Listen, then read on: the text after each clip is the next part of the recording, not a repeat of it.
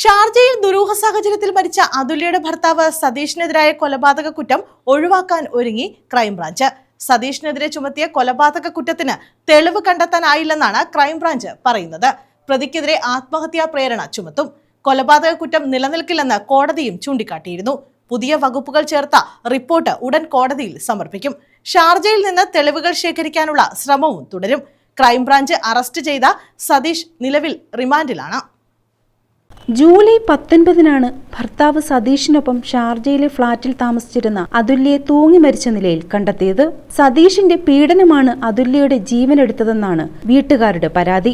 അതുല്യയെ കൊലപ്പെടുത്തുമെന്ന് സതീഷ് ഭീഷണിപ്പെടുത്തുന്ന ദൃശ്യങ്ങളും പുറത്തു വന്നിരുന്നു. അതുല്യ നേരിട്ട പീഡനത്തിന്റെ തെളിവുകളെല്ലാം കുടുംബം ക്രൈംബ്രാഞ്ചിന് കൈമാറുകയും ചെയ്തിരുന്നു. അതേസമയം അതുല്യ ആത്മഹത്യ ചെയ്തെന്നായിരുന്നു ഷാർജയിലെ ഫോറൻസിക് പരിശോധനാ ഫലം.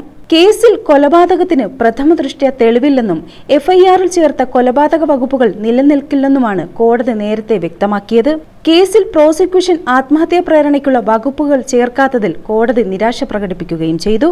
അതുല്യയുടെ മരണം കൊലപാതകമാണെന്ന് ചൂണ്ടിക്കാട്ടിയാണ് ചവറ തെക്കുംഭാഗം പോലീസ് കേസെടുത്തിരുന്നത്. ഇതാണ് കൊല്ലം പ്രിൻസിപ്പൽ സെഷൻസ് കോടതി തള്ളിയത്. കഴിഞ്ഞ മാസം സതീഷിന്റെ മുൻകൂർ ജാമ്യം കൊല്ലം പ്രിൻസിപ്പൽ സെഷൻസ് കോടതി റദ്ദാക്കിയിരുന്നു. നിലവിൽ അതുല്യയുടെ ഭർത്താവ് സതീഷിനെതിരായ കൊലപാതക കുറ്റം ഒഴിവാക്കാൻ ഒരുങ്ങുകയാണ് ക്രൈംബ്രാഞ്ച്. സതീഷിനെതിരെ ചുമത്തിയ കൊലപാതക കുറ്റത്തിന് തെളിവ് കണ്ടെത്താനായില്ലെന്നാണ് ക്രൈംബ്രാഞ്ച് പറയുന്നത്. News bureau, Chavara.